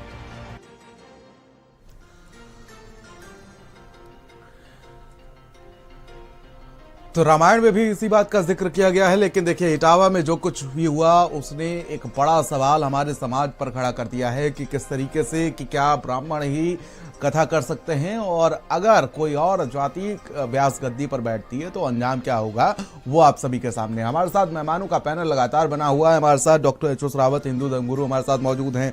हमारे साथ डॉक्टर ओम सुधा दलित चिंतक के तौर पर मौजूद हैं। शैलेंद्र अटल हमारे साथ संघ विचारक के तौर पर मौजूद हैं। सुनील साजन समाजवादी पार्टी के प्रवक्ता हमारे साथ मौजूद हैं। डॉक्टर संजय सिंह हमारे साथ मौजूद हैं, बीजेपी के प्रवक्ता। और राजेंद्र गौतम हमारे साथ वरिष्ठ पत्रकार के तौर पर मौजूद हैं। राजेंद्र गौतम जी, जिस तरीके से बात की जाए और समझने की कोशिश की जाए तो कैसे देखते हैं आप ये जो कुछ इटावा में चल रहा है? ये है भाई साहब, ये जातीय संघर्ष का प्रतीक है और इससे समाज में बड़ा विघटन स्टार्ट हो गया है। तो हमारे हिसाब से ये नहीं होना चाहिए। और समाज में जब हम लोग विश्वगुरु और तमाम विकसित भारत की बात करते हैं तो ये सब चीज़ें नहीं होनी चाहिए, लेकिन हर जात समाज में कुछ ऐसे शरारती तत्व होते हैं जो इस तरीके के सामाजिक व्यवस्था को खराब करने का प्रयास करते हैं। हमको ये लग रहा है कि इस घटनाक्रम में बहुत से ऐसे लोग हैं जो अब उनको मौका मिल गया है, वो राजनीति भी कर रहे हैं और इस घटनाक्रम से सामाजिक जातीय भेदभाव बढ़ाने का काम कर रहे हैं। सर, सवाल मेरा ये भी है कि भगवान श्री कृष्ण ने जब शूद्र विदुर के घर भोजन किया था तो उन्होंने जाति प्रमाण पत्र मांगा था क्या ऐसे कि हाँ पहले जाति प्रमाण पत्र दिखाओ? नहीं वैसे ऐसा नहीं है। एक्चुअली में इधर हमें इस बात को कहने में कोई गुरेज नहीं है। बीते 10 सालों में यूपी में बहुत ही जातीय संघर्ष बढ़ गया है, इसको रोका जाना चाहिए। अभी मुख्यमंत्री योगी आदित्यनाथ जी ने भी इस दिशा में प्रयास किए। उन्होंने संबंधित अधिकारियों को सख्त दिशा निर्देश दिए हैं कि इस तरीके की घटनाएं रोकी जाएं। ठीक है, सुनील साजन हमारे साथ मौजूद हैं। सुनील जी, जिस तरीके से बात की जाए, समझने की कोशिश की जाए तो कहीं ना कहीं मैं मानता हूं कि अखिलेश यादव जी ने जिस तरीके से उनको बुलाया, उनको सम्मानित किया, नहीं लगता कि समाजवादी पार्टी का डेलीगेशन एक उस गांव में जाना चाहिए था और उस गांव में जाने के बाद वहां पर सारी परिस्थितियों को देखना चाहिए था, समझना चाहिए था? देखिए, माननीय अखिलेश यादव जी ने जब खबर देखी, सुनी, और मुझे लगता है कि सिर्फ हमारे नेता ने नहीं, पूरे देश दुनिया में जिसने भी देखा उसने उसकी निंदा की। और हमारे नेता का ये बड़ा दिल है, बड़ा मन है, बड़ा विजन है। पीडीए के नारे के साथ जो शोषित, वंचित, पीड़ित लोग हैं। पीडीए में तो सर अगड़ा भी आता है ना सर? जी, पीडीए में तो अगड़ा भी आता है ना, ए फॉर अल्पसंख्यक / अगड़ा। नहीं, हमने कहा कि हम समाजवादी लोग हैं, जाति नहीं मानते। लेकिन हमारा जो पीडीए का नारा है उसमें वो हैं जो शोषित हैं, वंचित हैं, गरीब हैं, पिछड़े हैं, दलित हैं और अल्पसंख्यक हैं। अगर किसी का हक मारा जा रहा है, वो अगड़ा हो या पिछड़ा हो, उसके साथ हम खड़े हैं। किसी के साथ अन्याय हो रहा है, वो अगड़ा हो या पिछड़ा हो, हम उसके साथ खड़े। हमने सबसे पहले कहा था कि अगर ये घटना किसी सवर्ण समाज के साथ भी हुई होती तो हमारे नेता उसको बुला करके उसका भरोसा बढ़ाते, उसको हौसला देते। तो मैं केवल एक बात कह सकता हूँ, अभी आप जब रिपोर्ट दिखा रहे थे, शास्त्रों की बात भी हो रही थी, तो कहा गया नहीं भाई वो तो तुलसीदास जी ने लिख दिया है कि विप्र ब्राह्मण भी हो तो वो पूजा जा सकता है और काबिल शूद्र हो तो वो पूजा नहीं जा सकता है। तो मैं मानता हूं कि तुलसीदास जी जगह गलत थे, उनको उतना ज्ञान नहीं रहा होगा कि जाति श्रेष्ठ होती। हालांकि मैं उन पर टिप्पणी नहीं कर रहा हूं, हम उनको पूछते हैं, मानते हैं, लेकिन मुझे लगता है कि उनसे यहाँ पर गलती हो गई। उस गलती को अब सरकारें सुधार सकती सर, आप लोग तो गलतियां निकालने पे ही रहते हो, चाहे आपके नेता जो थे स्वामी प्रसाद मौर्य, वो कहते हैं ढोल गवार शुद्ध पशु नारी सकल ताड़ना के अधिकारी, वो चौपाई भी गलत थी। क्या सही मान सकते हैं? इस बात को सही मान लेंगे? तो उसका विरोध क्यों हुआ? नहीं, इस बात को सही मान लेंगे। आपके ही नेता उसके विरोध में खड़े हुए। अरे भाई, मैं कह रहा हूँ कि क्या इस तरीके की भाषा को सार्वजनिक जीवन में और जो देश संविधान से चल रहा हो उसको मान सकते हैं? ठीक है, सवाल मेरी अपनी एक मांग है, मैं 1 मिनट में अपनी बात रख दूं। जी जी जी। मुझे लगता है कि जिस तरीके की घटनाएं हो रही हैं या जातियों में बांटने का प्रयास हो रहा है, ये रुकना चाहिए। मेरी सरकार से एक मांग है कि जैसे ही नौकरियों में आरक्षण होता है, उसी तरीके से मंदिरों के पुजारियों को भी आरक्षण के तहत नियुक्त किया जाए। पुजारी किसी एक समाज का नहीं रहेगा। कुछ राज्यों में लागू हो गया है, भाजपा से उम्मीद कम है, लेकिन जब कभी सरकार बदलेगी तो मुझे लगता है कि दलित भी पुजारी होगा, पिछड़ा भी पुजारी होगा, अगड़ा भी पुजारी होगा। जिसको मंदिर जाना है जाए, जिसको ना जाना। चलिए सुनील जी, मैं आपके सवाल का जवाब ले लेता हूं जरा, और उसके बाद मैं जाऊंगा शैलेंद्र जी के पास। संजय सिंह जी, सवाल करना चाहता जो सुनील साजन बार बार कहते हैं, अब कहना ही पड़ेगा, मजबूरी है कि जिनके दिमाग में गोबर भरा हुआ है उनसे क्या उम्मीद की जा सकती है। सुनील साजन को ये नहीं ज्ञान है। अरे भाई, तुम चले जाओ, आप चले जाओ, आप तुम नहीं कहूंगा, नहीं आपको दिक्कत होगी। आप यहाँ चंद्रिका देवी मंदिर, बहुत प्रसिद्ध मंदिर है, नाम सुना होगा, अगर गए हो तो ठीक है, नहीं तो नहीं मानते हो सनातन धर्म तो बात दूसरी है। चंद्रिका देवी मंदिर में पुजारी माली हैं, उनकी बेटी है, साथ में ब्राह्मण है। उसी के परिसर में शिव जी का मंदिर है जिसमें रावत समाज के पुजारी हैं। दूसरी बात, आपने देवी पाटन, अरे सुन लो महाराज, सुनो, बोलना नहीं सुनील साजन, बोलना नहीं तुम। देवी पाटन का नाम सुना होगा ना, वहाँ माता पाटेश्वरी का मंदिर है, उसके पुजारी नाथ संप्रदाय के हैं, अनुसूचित जाति के हैं, मेन महामंडलेश्वर। ऐसे कितने। और आपको एक जानकारी और दे दूं, ये जो धर्म से दूर चले गए हैं, जो धर्म का सत्यानाश कर रहे हैं, पश्चिम उत्तर प्रदेश में चले जाओ, वहां के जितने मंदिर हैं ज्यादातर सैनी और रैदास समाज के लोग मिलेंगे मंदिर में। 90% जाके सर्वे करके आना, तब बोलना यहाँ बैठ के। और शीतला माता मंदिर के तो ज्यादातर पुजारी सैनी समाज से ही आते हैं। क्या बात करते हो भाई, क्या बात करते हो? आए भाई साहब बक रहे हो, जो मन में आता भाषण लगते हो। इटावा पर आ जाते हैं, जो मन में आता ये राजनीति, ये इटावा पर आ जाइए सर। और नहीं है, ठीक है सर, सुन लो एक बार सर, बहुत कीमती समय होता है। और एक महत्वपूर्ण बात मैं बता दूं, इनके जिनके दिमाग में गोबर भरा हुआ है उनको मैं बता देता हूं। जो सत्यनारायण कथा हिंदुओं के घर में, ब्राह्मण और ठाकुरों के घर में कही जाती है, मेरे पास आज का अमर उजाला है, ये काशी विद्वत परिषद ने कहा है। और क्या कहा है जरा सुन लीजिए। मैं परिषद के अध्यक्ष प्रोफेसर वशिष्ठ त्रिपाठी के बैठक हुई थी, उन्होंने कहा है कि सनातन धर्म की परंपरा में महर्षि वाल्मीकि, वेद व्यास, रविदास, रैदास जैसे तमाम गैर ब्राह्मण व्यक्तित्व हैं जिन्हें ऋषि तुल्य मानते हैं। सुनील साजन जी, अपने दिमाग का गोबर निकालो जरा। और ये महर्षि वेद व्यास जिनको गैर ब्राह्मण माना गया है, उन्हीं के पुत्र सुखदेव जी महाराज थे। सुन लो, नॉलेज अपडेट कर लो। और यही सत्यनारायण कथा पहली बार सुखदेव जी महाराज ने नैमिष में कही है, जो ब्राह्मण और ठाकुरों के घर में कही जाती है। क्या बकवास करते हो बैठ के, क्या बकवास करते हैं? सर, इटावा पर आ जाते हैं सर, बड़ा कीमती समय होता है हमारा, जब हम पुत्र की कही किससे सत्यनारायण कथा है जो ब्राह्मण ठाकुरों घर में कही जाती है। क्या बकवास कर रहे हैं आप लोग बैठ के? ब्राह्मण ठाकुर का बार बार नाम लेकर के उसको श्रेष्ठ क्यों बता रहे हो? भाई तुम ही लोग तो कर रहे हो। अरे ब्राह्मण ठाकुर का नाम लेकर उसको श्रेष्ठ क्यों बता रहे हो? ब्राह्मण ठाकुर श्रेष्ठ होता है क्या? दिमाग गोबर नहीं, ब्राह्मण ठाकुर श्रेष्ठ होता है क्या? नहीं, दिमाग किस चीज से बनता है? अरे भाई, कोई श्रेष्ठ नहीं है। अरे क्या कौन रहा है भाई? वो श्रेष्ठ है। अरे क्यों बेचैन हो रहे हो? हमारे सुनील साजन सबसे श्रेष्ठ है।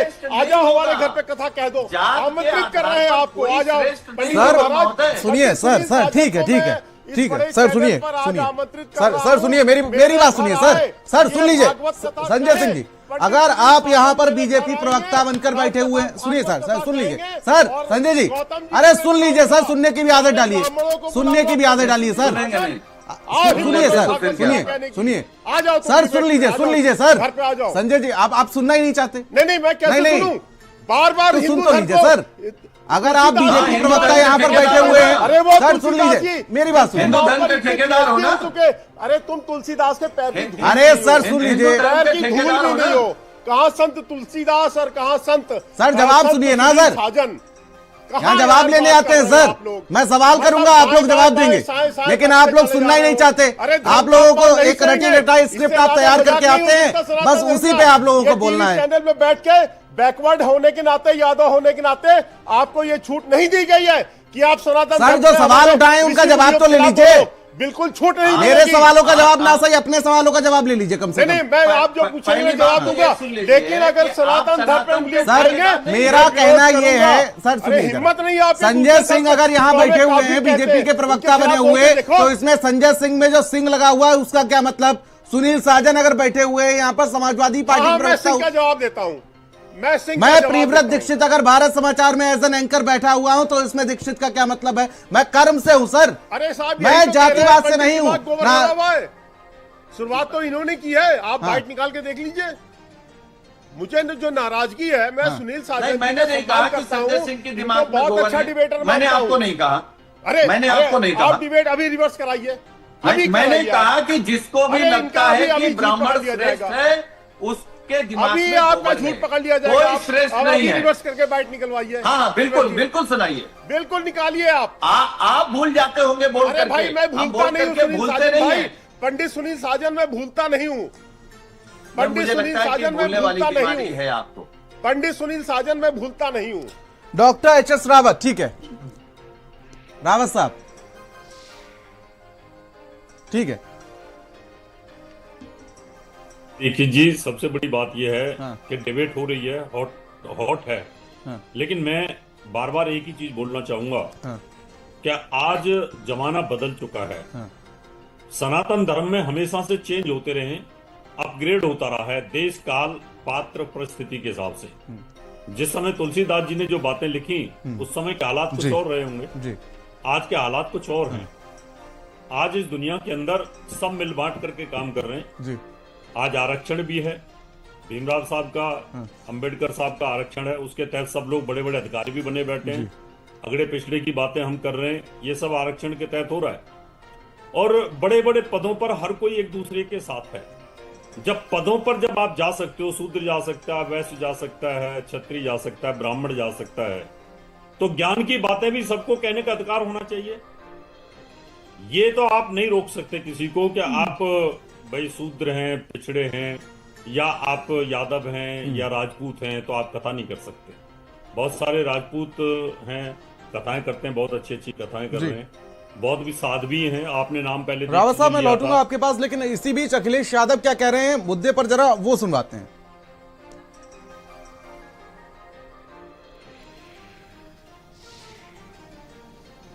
चलिए शायद मैं रावत साहब कंटिन्यू करिए। इसलिए दीक्षित जी, मेरा मानना है इस देश को एक सूत्र में बांधने के लिए इस जातिवाद के जहर से बाहर निकलना पड़ेगा। बिल्कुल। अगर कोई ये कहे कि मैं ब्राह्मण हूं और मैं श्रेष्ठ हूं, ये तीन बाकी के वर्णों को बहुत घातक नुकसान पहुंचाता है। मैं सहमत हूं इस बात से। उनकी मानसिक मनोस्थिति को तोड़ के रख देता है। अगर कोई क्षत्रिय ये कहे कि मैं ही बहादुर हूं और मेरे अलावा कोई बहादुर नहीं है, तो बाकी तीन जो वर्ण है उनको बड़ा घातक नुकसान पहुंचाता है। आदमी मानसिक तौर पे टूटता है। और इटावा में जो हुआ सर, मैं मानता हूं यही वजह भी रही है उसकी, रावत साहब। जी, क्योंकि एक परिवार खुद ब्राह्मण है और वो चाहता था कि कोई ब्राह्मण ही उनके यहाँ कथा कहे। देखिए, ये सब छोटी छोटी बातें मैं इसलिए मानता नहीं हूं। देखो, आप भी बड़े वरिष्ठ पत्रकार हैं। गांव के क्षेत्र में, गुहाड़ के क्षेत्र के अंदर सबको पता होता है कौन कथा करने वाला है। घर घर में तो कोई कथा करता नहीं है। ऐसा नहीं है कि इस व्यक्ति के बारे में, कथावाचक के बारे में पता नहीं हुआ तिवारी जी को कि ये कौन जाति का है। अभी मान लो 10 गांवों के अंदर कोई कथावाचक 1 आध 2 होते, 3 होते हैं, सबको पता होता है कौन सी जाति का है। अगर मैं इस बात का आरोप लगाऊं कि भाई पता नहीं था, जाति छिपा रखी थी। अभी मान लो मैं मथुरा का रहने वाला हूं, तो मथुरा में क्या पता नहीं है कि कितने कथावाचक है, हजारों कथावाचक है, लेकिन सबके बारे में सबको पता है कौन किस जाति का है। और ये भी कहा जा रहा है कि वो कई बार उस गांव में पहुंचे हुए थे कथा करने के लिए। हाँ, तो फिर मैं इस बात को तो फिर झूठी मानूंगा ना कि पता नहीं था, उनको छिपाया गया था। ठीक है, इसका मतलब पता था। शैलेंद्र अटल जी, वो यादव ये देश किस ओर जा रहा है, जहां पर एक ब्राह्मण यादव से अपने घर में कथा नहीं कहलवाना चाहता और उसे पता भी चल जाता है, तो आखिर उसके हालत क्या होती है वो हम सभी के सामने। दीक्षित जी, एक चीज और मैं कहना चाहता हूँ जी, आप कथा मत कहलवाइए जी, आप भजन कहलवाइए। कन्हैया मित्तल कितने बढ़िया बढ़िया भजन कहता है, सब उनके भजन चलाते हैं अपने घरों में, चाहे ब्राह्मण हो, क्षत्रिय हो, वैश्य हो, शूद्र हो। कौन ऐसा है जो भजन के गायक हैं? क्या वो सारे ब्राह्मण हैं? क्या नहीं है?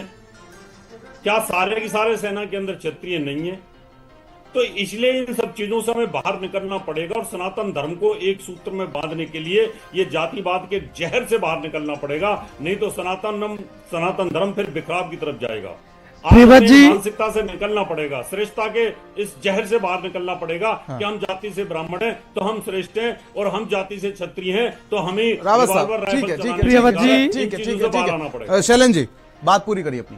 प्रियव्रत जी, मुझे ऐसा लगता है कि हमें तथ्यों का सही परिवेश में परिशीलन करना चाहिए। वो कथा कह रहे थे, ये उनके साथ में दुर्व्यवहार पहले दिन हुआ या कथा के कुछ अंतराल के बाद में हुआ? क्या ये घटना के घर के अंदर उन्होंने परिवार के महिला के साथ में दुर्व्यवहार किया? क्या ये बात जानने के बाद गांव के कुछ अति उत्साही लोगों ने उनके साथ में ये व्यवहार किया, या उनके 2 आधार कार्ड पाए जाने के बाद उस कारण से उनके साथ में दुर्व्यवहार हुआ?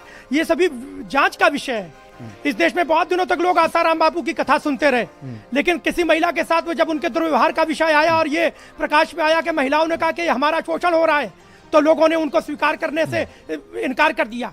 इस देश में बहुत सारे ऐसे कथावाचक हैं जिनको पूरी श्रद्धा और सम्मान और आस्था के साथ में इस देश के समाज ने स्वीकार किया।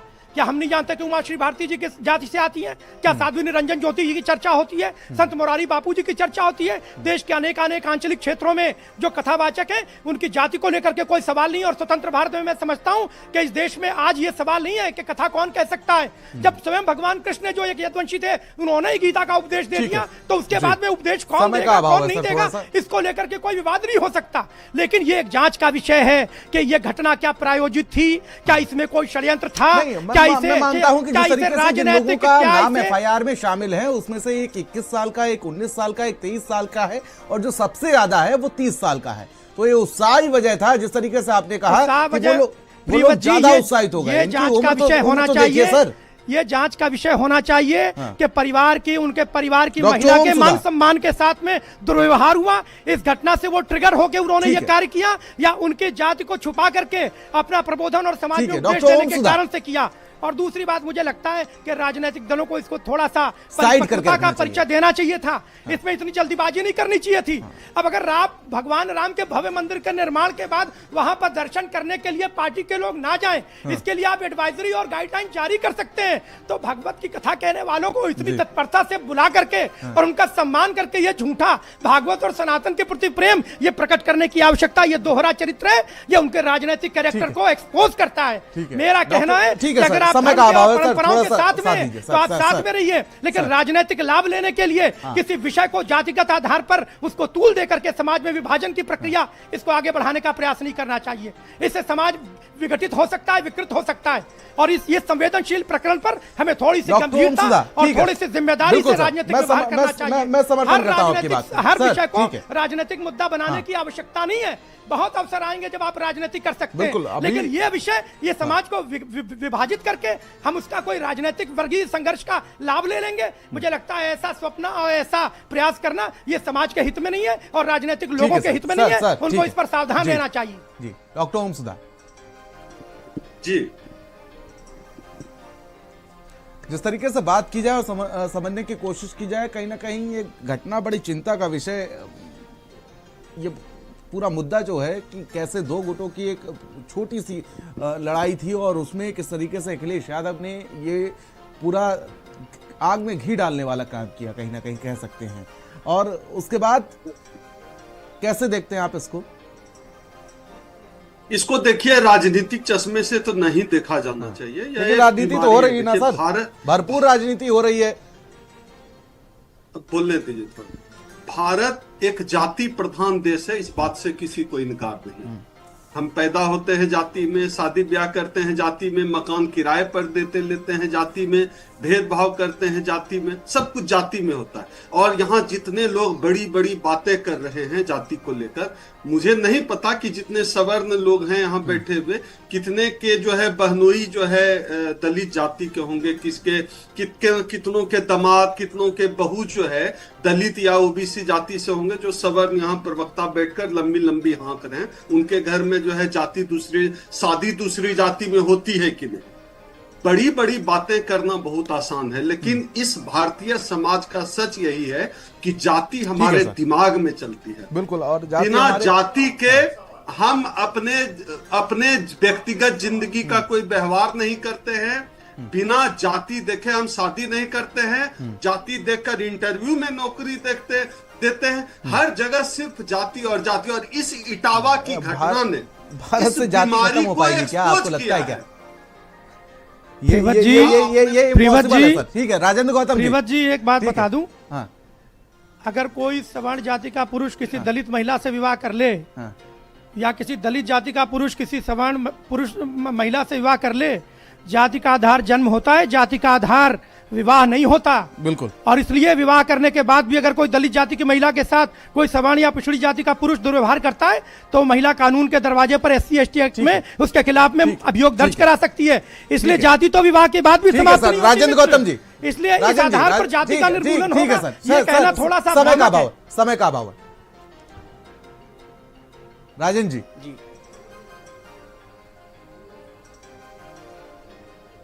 जी बताइए। वैसे राजन जी, जिस तरीके से सुना आपने कि जिस तरीके से अभी हमने सुनील साजन को सुना, संजय सिंह को सुना और तमाम हमारे जो पैनल बैठा हुआ है उसको भी सुना, किस तरीके से ये छोटी सी घटना थी और इसको पूरा राजनीतिकीकरण कर दिया गया।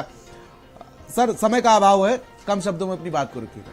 ये जात को लेकर राजनीति हो, लेकिन एक बहुत जात देश में हमारे बहुत बड़ी सामाजिक बुराई है।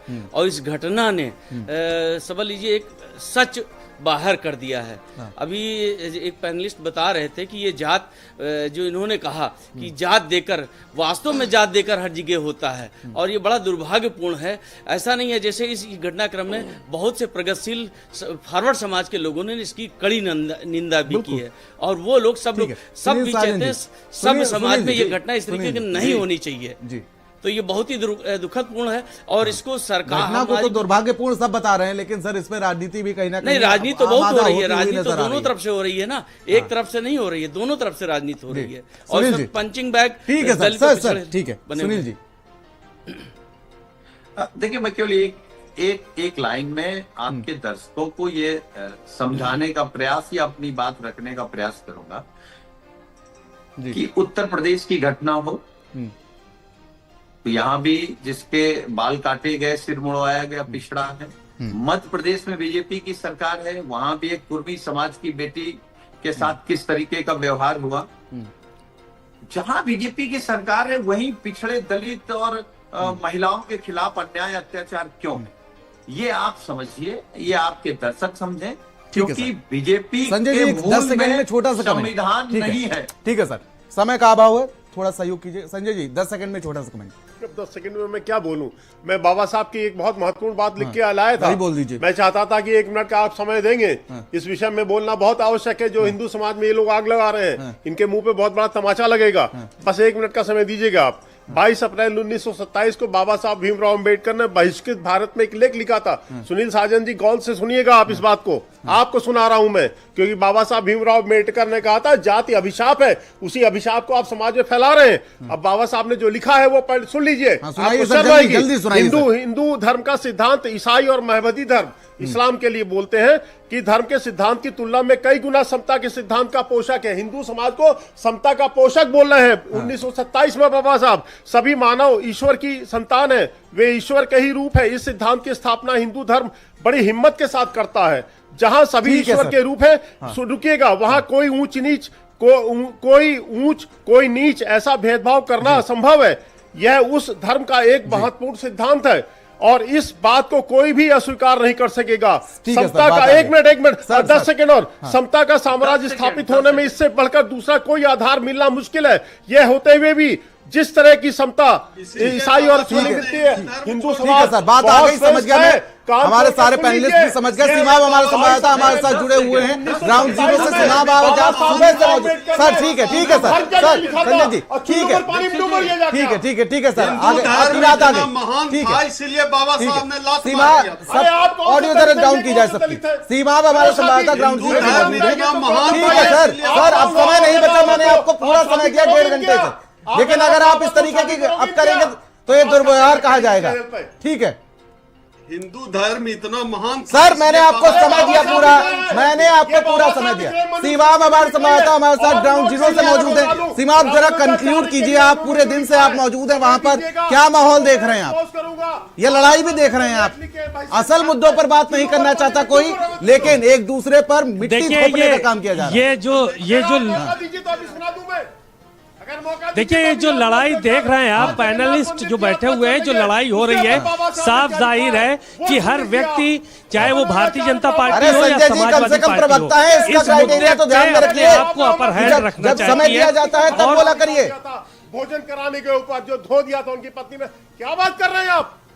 बाबा साहब ने कंटिन्यू करिए प्रचार की, उनसे स्टेज कुछ नहीं है। और रामानंद जी बिल्कुल, ये जो राजनीति चल रही है, अब प्रवक्ता जो है वो आपस में लड़ाई लड़ रहे हैं, इससे देखिए साफ जाहिर है हर व्यक्ति अपने आप को अपर हैंड रखना चाहता है। भारतीय जनता पार्टी अपना लाभ लेना चाहती है, कोई भी घटना हो जाए किसे जो है वो उससे अपना लाभ लेना चाहती है, और जिस पीडीए के मुद्दे को लेकर समाजवादी पार्टी आगे बढ़ रही थी, उसको एक नया मुद्दा मिल गया है। तो जाहिर है कि वो चाहेंगे कि कहीं ना कहीं हम लोगों को लाभ हो, लेकिन जिस जगह पर हम मौजूद हैं यहाँ पे, तो वो वहां पे जो माहौल है वो पूरी तरह से शांत है, क्योंकि पुलिस का पहरा है चारों तरफ, और तमाम लोग जो है वो अलर्ट मोड पर है। कल की जो घटना हुई, उस घटना को लेकर पूरी तरह से जो परिवार है उसको सुरक्षित महसूस कराने के लिए, गांव को सुरक्षित महसूस कराने के लिए चारों तरफ पुलिस तैनात है।